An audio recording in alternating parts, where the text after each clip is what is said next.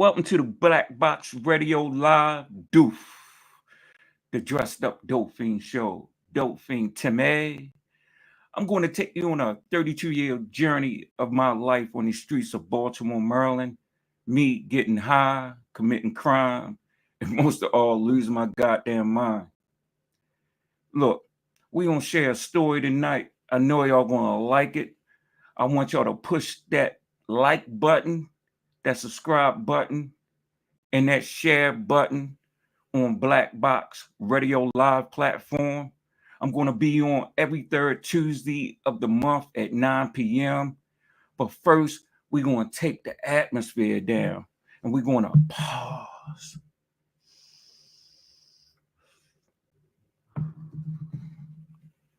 Now, let's get it started. Back in 1988, this is one of my first stories, and I want to share this with y'all tonight. I was going to Northern High School, getting in a lot of trouble, just getting in a lot of mix. What's crazy is that it's like Baltimore went wild that we saw Scarface, that movie, right? Everybody wanted to sell coke. And at this time, I was selling 25s of girl, which is, powdered coke, straight coke. And I'm up Northern High School. I'm just setting the backdrop for the story. I'm up Northern High School. It's a high school in Baltimore, Maryland. And so I'm up there, and so I'm high as shit.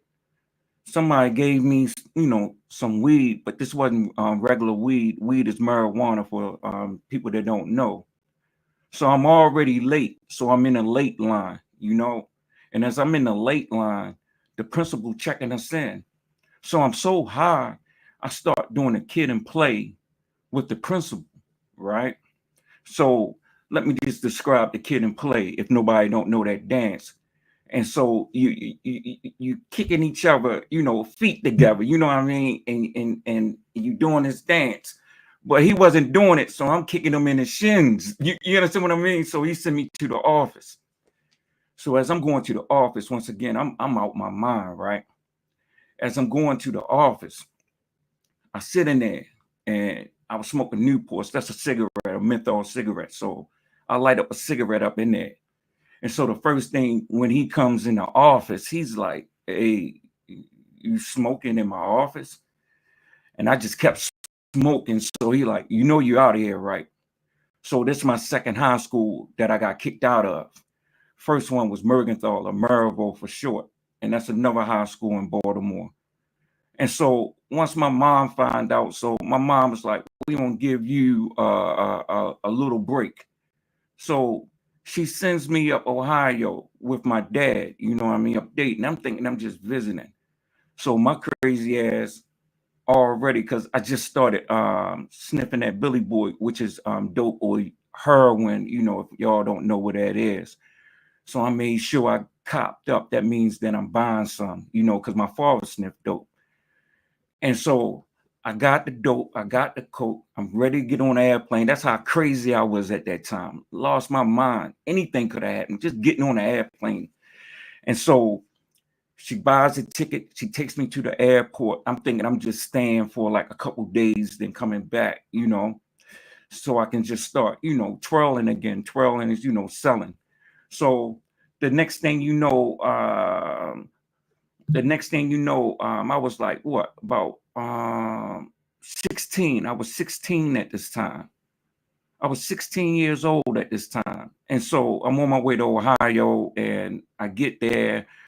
And first thing you know, I didn't like my stepmother, so we beefing. She ain't like me because she knew I got high with my father. So I'm breaking the dope out, which is the heroin. I'm breaking the coke out. We getting high as shit. I'm up there enjoying myself and stuff like that. And so then the next thing you know, my father's like, "These are the clothes you brought?" I'm like, "Yo, what's up?" Yo is a slang word, like, like it's a term in endowment, like for your people and stuff like that. And so I'm saying, "Yo, what's up? What you mean?" And so he was like, "Yo, your mom left you up here. She said she wants you to live up here." So I'm like going crazy, you know what I mean? I'm losing my mind. That shit then blew my high, you know what I mean?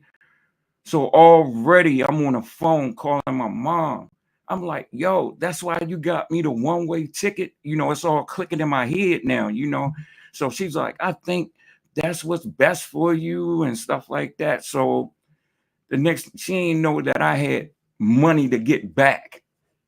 So I'm on the first thing smoking coming back, which means I'm on the first plane coming back.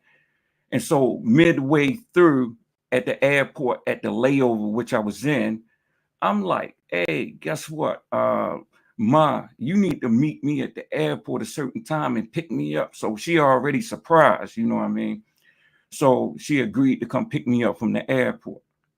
And so she gets to the airport, she picks me up, but I ain't going to say the lady name, but she had one arm and she went to the same church my mom went to. So she come there. So we spazzing out for the whole time, which means arguing, you know what I mean? We fussing and stuff like that. And so I come back and she was like, well, you can't, you know what I mean, stay here. So you gotta stay at your grandmother. So, you know, we gonna take a pause for a second.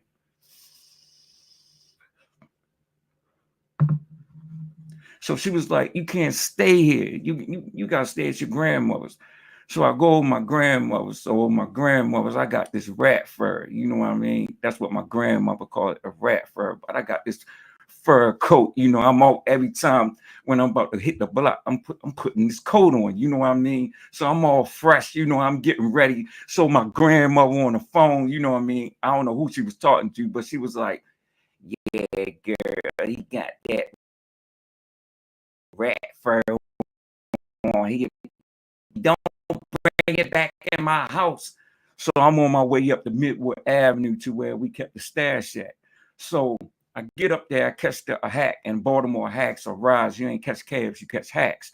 People charge you $5 to go anywhere, you know, during that time. You know what I mean? So I catch a $5 hack all the way up to Midwood Avenue. And so I get out, get all up in there. So I'm telling my boy, I ain't gonna say his name. So me and him was selling together. So I'm telling him what went down. You know what I mean?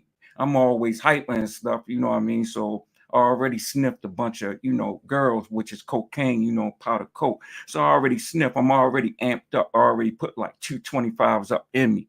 You know what I mean? That's just $25 worth of coke. And so I'm always so hyped. He was like, yo, hey, guess what? Guess what? You know what I mean, man? Just take some of this. That's when I first started sniffing dope, which is heroin. And so the next thing you know, up in Midwood Avenue in Baltimore, it's in Baltimore, Maryland, if you ain't know, because at first I was in Dayton, Ohio. So, hey, you know something? Start sniffing it, and it calmed me down a little bit. You know what I mean? It was like you know, it's like chasing a dragon, but that's when you smoking. But you know, sniffing, it does the same kind of thing. It mellows you out, but yet you still kind of amped. You know what I mean? So I get the bags to sell. I got my head cassette. You know, to your new generation is, yeah, we used to have cassette players where you put tapes in them and you had the cushion earphones, not like the day with the beats and stuff like that. You know what I mean? So I put all my coke bags in the cassette player. You know what I mean? So I'm going around to the apartments, around Winston Apartments, because I got some clientele around there, you know. So I'm great to go sell. So I'm hitting out the door, you know. And what's crazy about it, you know, we got the, you know, in the stash house, we got the place locked up, you know, as far as the room where we operating out of, you know what I mean? Downstairs, it's uncle, you know what I mean? They down there during that time they called it free basing. Not smoking crack, they was free basing, you know. They cooking up their stuff from straight coke, you know what I mean? So they down there free basing. And what's so crazy about it, they always begging, always trying to, you know what I mean, trying to get something on the arm, which means trying to get something for free. So I'm hitting out, I'm walking down, got my, let's say, rat fur on. So I'm walking out. He's walking down, he's going down Midwood, he's going to put the guns up in the house, you know. So I'm hitting the corner on Midwood and Glenwood. And so as I'm hitting the corner, I hear something go, yo, Cuddy. And so when he said that, I turned around and that's knockers right behind me. And so that's undercover 50, which is undercover police. They creeping up on me and shit. You know what I mean? And so now they creeping up on me. And when they started creeping up on me, I said, if I run forward, they're going to run me down. So I ran back into them. And so when I ran back into him, the door was open. And when the door was open, and the next thing you know, they had to shut the door. And so when they shut the door, I hit that fucking corner so fucking hard. I mean, I was like head down like this to the cement. That's all I hear my boys saying. Go, Cuddy, go, Cuddy, go, Cuddy. I'm burning that motherfucking sidewalk up, nose touching the cement. Knocker on me. All I hear, the undercover police on me, all I hear is, yo, we got a fast one. We got a fast one. So I'm running hard. I mean, I'm running hard. And I hit the corner to where the stash house is. And between the houses of the yard, you know what I mean? And I can get to street by constantly hitting the backyards, and I hit the main street. So I hit that yard. And so all these same motherfuckers that was in the house begging. Now I got a cassette player full of dope, full of coke. Now I'm trying to throw it to him. You know what I mean? I'm trying to throw it to him. And everybody like this now. Nobody wants it. So I'm trying to pitch it up on the roof. But if y'all don't know where Millwood Avenue at, that's up in North Baltimore. You know what I mean?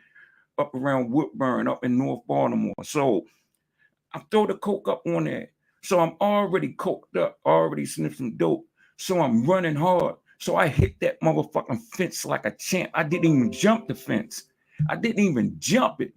I'm telling you, I hit that motherfucker and flipped over, but my feet still going hard.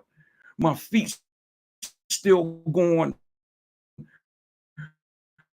What I'm supposed to like my feet going hard as shit. I'm telling you, and it's treading the ground, knocker on my ass. And so I'm hitting. Then it's some sticker bushes. As I hit the sticker bushes, man, I'm telling you, when I hit these motherfucking sticker bushes, I'm running through these motherfuckers. I'm telling you, as I'm running through these sticker bushes, hold on, I left the studio by mistake. As I'm running through these sticker bushes, I'm running through them like a champ. But that knocker hit those motherfucking sticker bushes. It was nothing but that motherfucker got caught up. It was tragic. And so as I'm going through these sticker bushes, it was on. I hit the first street, St. George's Avenue. I'm running. He caught up in the sticker bushes. I said, if I make it to the Alameda, it's on. So I hit that, run through the next alley. They on me, helicopter up in the air. And when the helicopter up in the air, the next thing you know, bam, it's on. I hit Kenilworth, the lady out there, and the only thing I hear is freeze, motherfucker. Freeze. So I put my hands up in the air. But it's this old lady in Kenilworth out on a porch. That's what I mean by how good God is. And so she's like, I see y'all. But then that undercover police come through the back. This motherfucker stuck up from the sticker bushes, ready to beat my ass. And so it's on and popping, you know what I mean? And so they know they can't beat me, so they take me into the handcuffs. They put me into the police car, and so they take me up to Northern District, which is off of Northern Parkway. And so as they take me up there, I'm like, hey, I never been locked up before. All this shit going through my head. I'm trying to play tough, but I'm scared as shit. And there's some real shit. And so as they taking me up there, my rat fur all tore up, sticker bushes, and took that off. That's the way in the back. So they take me to Northern District, and once I get in there, they got a drug meeting going on about say no to drugs, like, as soon as when you coming in, and I'm coming in handcuffs. I got a high top fade with a blonde strip in my head, bloodied up from the, sticker bushes. They walking me in, they taking me upstairs, and I don't know what to expect. And the only thing I know is like, "Hey, I'm telling you,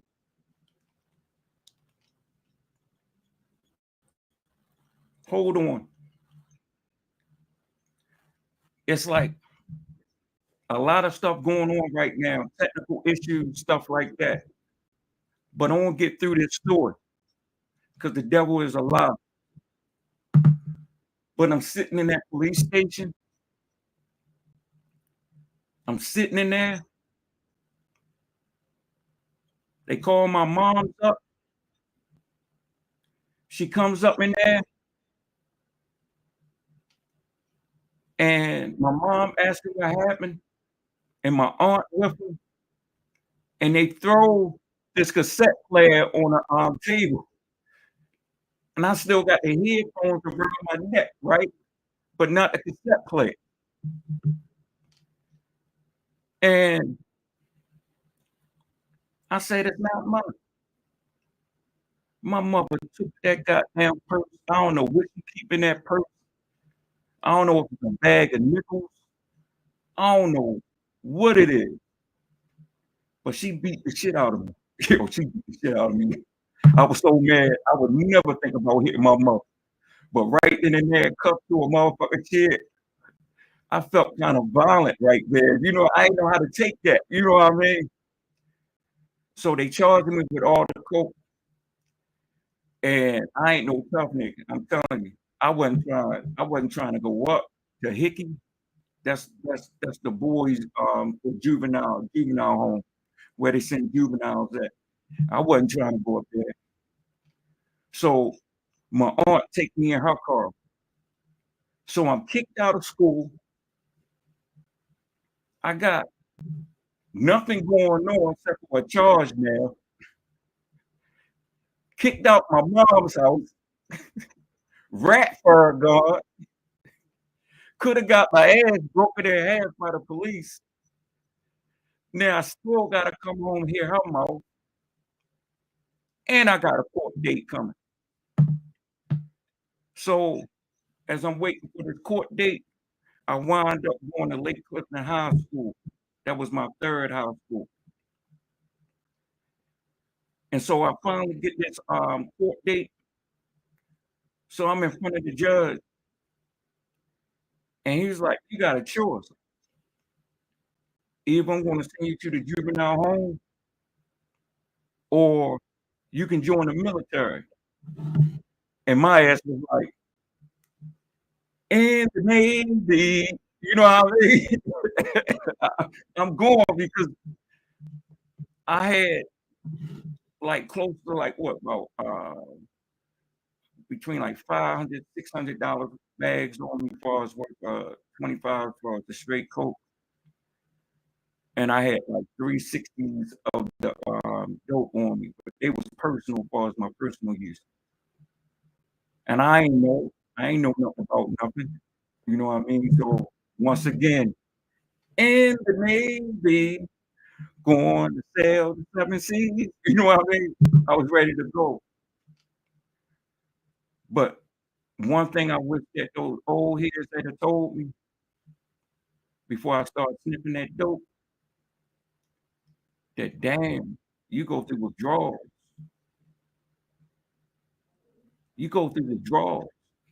And I didn't even know what a withdrawal was. Only thing I knew was I had flu-like symptoms. And I never put it together. When I was sniffing dope, I felt better. I just started calling the dope, the heroin, Robitussin, because it made me feel better. And so now I'm on my way to the Navy, on my way to Great Lakes, and I'm like, "Yo." God gave you a second chance. But as regular in my life, these 32 years, I never saw it like that. I never saw the Navy as a chance to escape. I never saw Dayton, Ohio as a chance to get out. Only thing I saw was that I was missing out on something. And so I'm going to Great Lakes. They waking you up 5 fucking in the morning. I'm withdrawing, barely can swim, picked the wrong branch to go in, fucked up, barely passed. But there's some real shit though. I had real decisions to make. But you know what I did on 63rd and Kings Drive up in Chicago? Went and got some dope on my graduation. You know what I did when I got to California for my A school? Went and got some dope and got in a stolen car. Graduating from the Navy, looking at my mom's eyes, the only graduation she ever came to, because the only graduation I ever graduated from, barely graduated from middle school. And she there, and she cried. And I still didn't recognize that this was a way out. I'm just straight fucking up, drinking, getting dope, and all the East Coast niggas, except for down south, they knew that look. They knew that wasn't drink. I don't give a fuck if I'm in a pygmy village back then. I will find some dope. I always found dope. I'm an international dope sniffer. I done sniff dope everywhere. And so now, the reason why I'm telling you about this Navy joint is because I'm hitting jewels on you. I had a way out. I'm a radio man, top secret clearance, and a radio man is a communication. I'm winning. Even graduate that school by the skin of my teeth. Never looked at A. I never graduated nothing, but I'm graduating now. But I'm still smoking dope in the Navy and selling and doing any fraud that I could do. And so now I'm in San Diego. Now I'm coming back home, and my mother know when I'm getting high. That look that she had at graduation, when I was graduating from the Navy for boot camp, now it's all disgusting. And I couldn't wait to get back to Baltimore because it ain't no motherfucking dope like Baltimore. Hook back up with the same people, and I gotta leave and meet my ship overseas like in 2 weeks.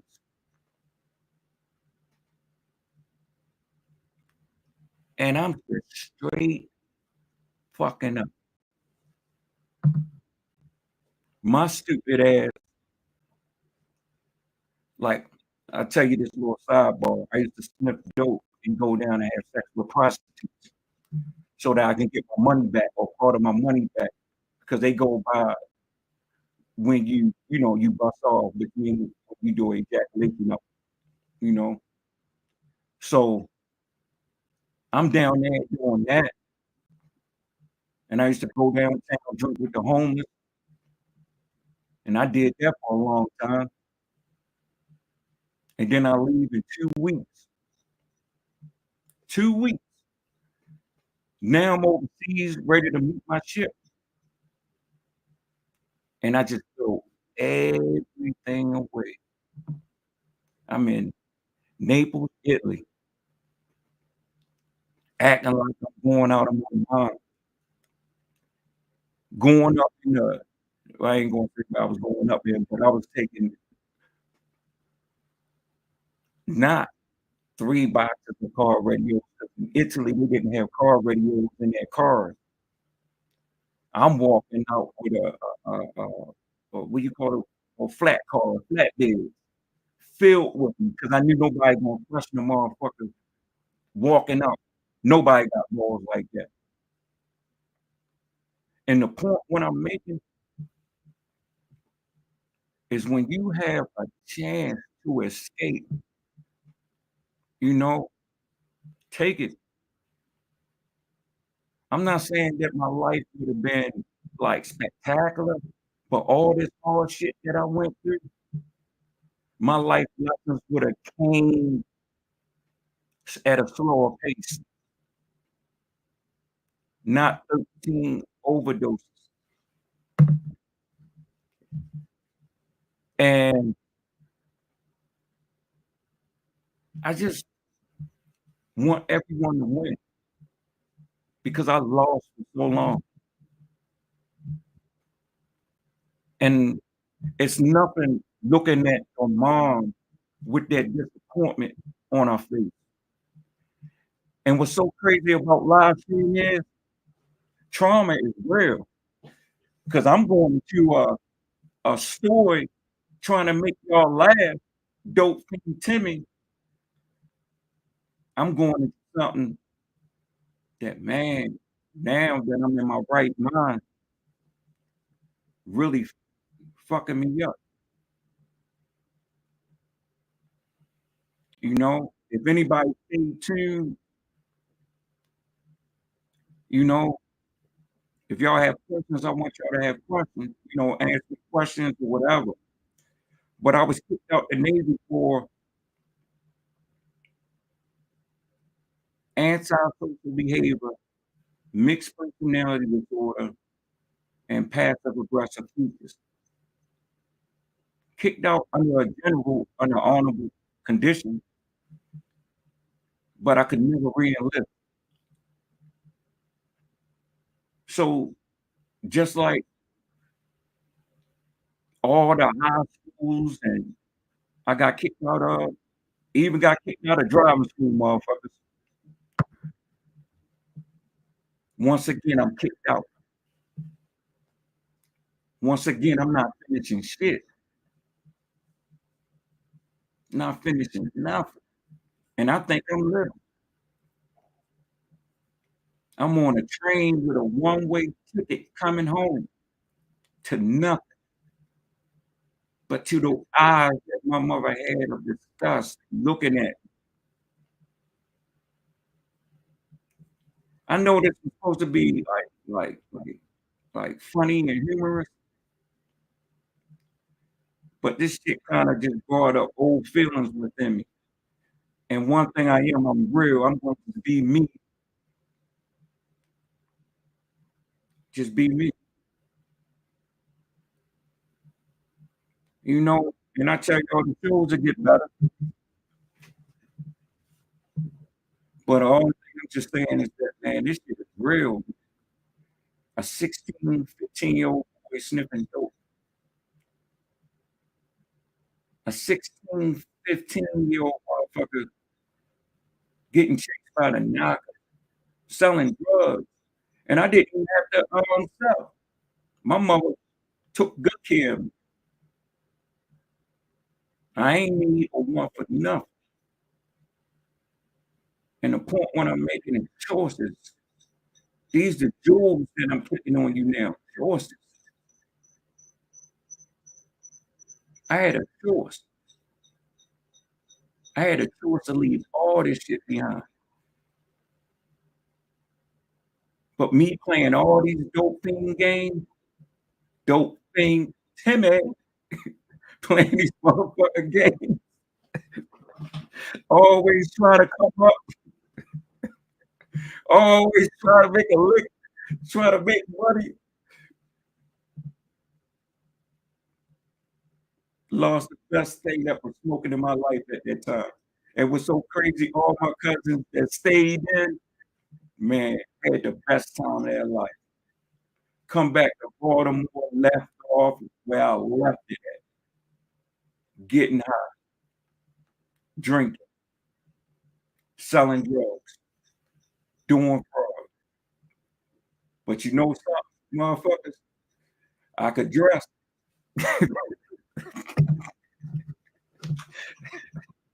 I had the Italian fashion on, motherfuckers. I could dress, motherfuckers. Even made a tape in motherfucker didn't. I thought that was fresh. That shit wasn't fresh. What was fresh, I was getting a motherfucking paycheck, motherfuckers. That's what's fresh. I'm dropping free jewels on y'all. Didn't even think I had a problem. I was a bougie dope thing.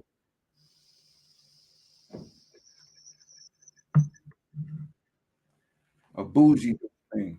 I'm just hoping that this help, this is helping somebody right now because I know I ain't the only person that started off young. I know I ain't the only person that got high with that father.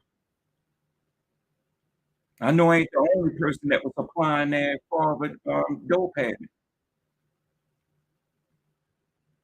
I know I ain't the only motherfucker that mother looked at him with disgust. I know I ain't the only one got locked up as a teenager. I know I ain't the only one that was scared like a motherfucker going to jail for his first time. And I know I ain't the only motherfucker that blew opportunities.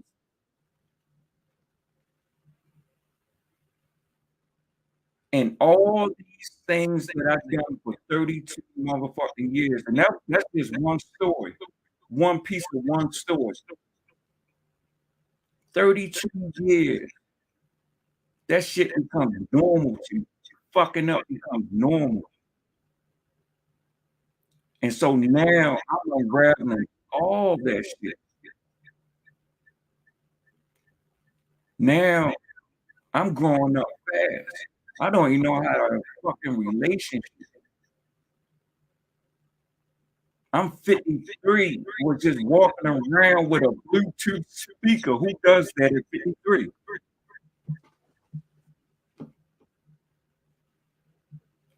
That's all I'm saying. That's all I'm saying. I hope y'all keep coming back because the story's only going to get better and better. The jewels only going to get better and better. But I know people can relate to me about having a chance, having that chance to make that change. Since 2019, you know, like we talking about stuff, and I know I might have been a little all over the place because it's one thing, how can I say, to share a story with your friend and stuff like that, or friends, because they know you. But to share that you fucked up with the world, that's another thing. It's kind of shameful, you know what I mean? It's nothing to like to be proud of. But what I am proud of now is that the grace that God gave me since 2019, 5 years clean, not sniffing no heroin, not doing no hard drugs. I'm grateful for that I got my daughters, I got my son back in my life. I'm grateful for now the way that my mom look at me. I'm grateful that for the first time I'm holding a job. And this might sound crazy to y'all, but at 53, I'm paying my rent on time. At 53, I got credit cards. I got a savings and bank account. I go to work every day. I'm faithful in a relationship. Never been faithful before in my life, but I'm faithful to the woman that I'm with. I treat others as I want to be treated. And some people on here might can't identify what I went through, but everybody went through some trauma and grief. And I don't care if it's big or small, everybody went through something. And the only thing I'm just saying is like this, just punch through that grave, climb your way through that dirt until you hit that sunlight. And like, I ain't going to act like my life is peachy rosy, because I'm still falling as far as life choices, as far as making grown-up choices. That's what I'm trying to say, making grown-up life decisions. And I got to brush myself off and keep pushing.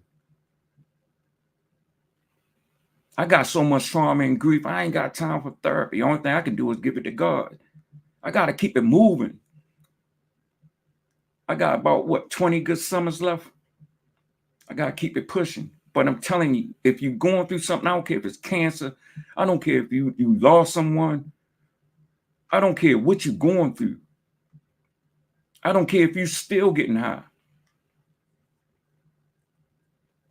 I don't care if it don't seem like you're making no headway in life. But I'm telling you, if you just keep walking and keep pushing, you can do it. Because I'm in school and everything. I'm grateful for everything that I have. I take care of my kids. I'm able to send my kids money. I'm able to do for my grandkids. I even go, my mom don't even need my money. But as the oldest, I even go over there now like, hey, do you need anything? And what I'm trying to say is that, man, this shit really, really feels good. What's going on in my life really feels good right now. And I hope y'all like the show, you know what I mean? Because it's only going to get better. It's only going to get better. And I really just want to chop it up with y'all. The point is not me telling the story. The point is the hope that I give you at the end, far as the jewels, far as the change, far as the life lessons. And I just hope in the future, if anybody is going through something, because the kind of work I do harm reduction. So I'm giving back the same streets I tore up on. Now I'm giving back to others who are out there now, others that are homeless, others that are on drugs. And so what I want you to do is, man, push that like, subscribe, and share button on Black Box Radio Live. And we're going to build this up. We're going to be here every third Tuesday at 9 p.m. of the month. And into like the third, fourth show, I'm going to start giving out gift cards, because I know people struggling with groceries and stuff like that. But I'm not just going to give out gift cards. You're going to have to watch other episodes and tell me certain things or stories or a point in the story of what I said. You know what I mean? But I'm here to uplift. You know, this is healing for me just as much as I want it to be healing for you. And I want this platform, not just me just talking, but y'all sharing. And we're going to build this together. It's going to be a movement, doof. The dressed up dope fiend. And we're going to pause again. Pause.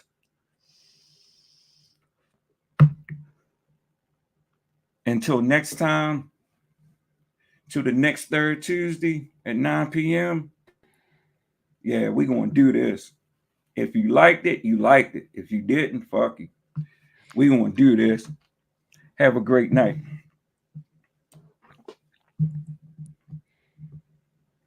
Dude. Dressed up dope fiend. How are you? I'm okay. Good, great story. Things going on, you know what I mean? Listen, we still live. Great stories. But we still live though. That's what I'm saying. It pushed through. It pushed through. Yeah, we had some technical difficulties. But I just want to first say to you, welcome to the Black Box Radio platform.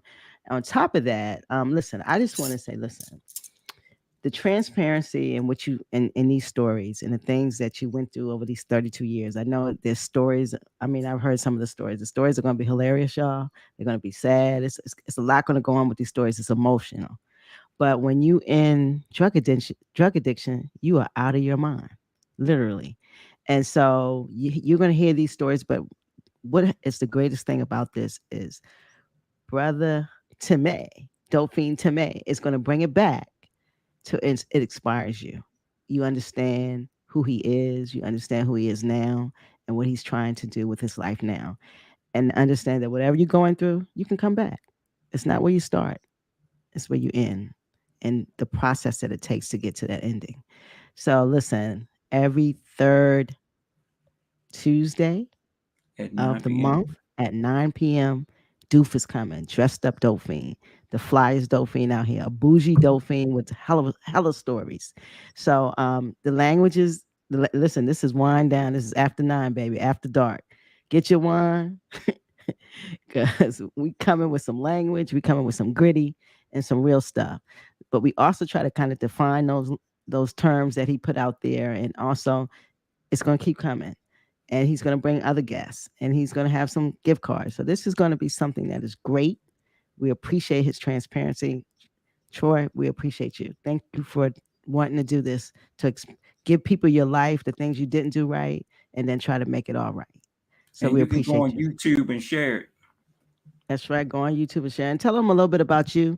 And then I'm out of here. I'm getting off. I just want to say this is Queen from Black Box Radio. I want to welcome my brother. This is his first show. He did a great job. I need you guys to like, share, subscribe. Please put this in the algorithm. There are people suffering.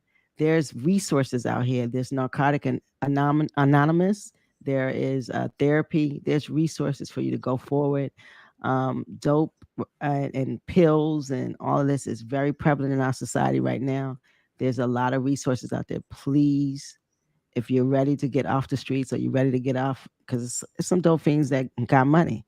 If you're just tired of being tired, please seek help.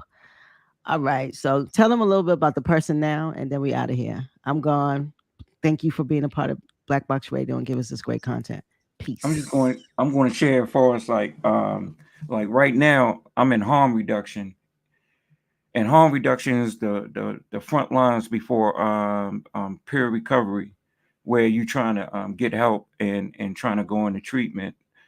We on the front lines where we making sure the people who are still in active use, that they're getting clean utensils and things like that. The point what I'm making is that I still have friends out there. I still have people that didn't wake up yet. I have friends that OD'd and wasn't fortunate like me with 13 overdoses. I'm talking about I went out. They not here.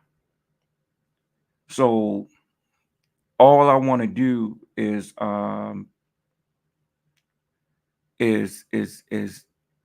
give back. I mean, if you in recovery, give back. If you're not, for and how can I say, like if you're still in active usage, my whole goal is to make y'all human. I was there, but people just loathe you. Help us to understand. Help me to speak your language, because I was there and I'm part of that culture, but it's a different culture now for us with the fentanyl. I just want to bridge this gap, and not only just with the drug usage, but also anything you're going through. Because I went through mental illness, I've been through health issues, all different kinds of things. And I'm just trying to build this platform for us helping people with grief and trauma, and it's only going to get better. And if y'all got any ideas or anything that y'all would like to talk about, or even chat in, I would love for y'all to join in. And no question is off limit to me. Ask me any. I'm one of the most transparent people that you can meet. You know, and That's why I can say, hey, deuces, peace out. And my email is troy80874@gmail.com. If you don't want other people seeing your messages, just hit me up. And I can bring different things up in the show. And I don't have to mention no names, stay anonymous or whatever. And we can talk about a lot of different things. This show is not just about being funny and making a person laugh. This is about real life shit. It's just that the stories are so fucking insane. The only thing that you can do is laugh at it. You know? Just laugh at it. So until next time, I'm going to get out of here and thank y'all for listening. And like, once again, it's going to get better. Promise. Deuces.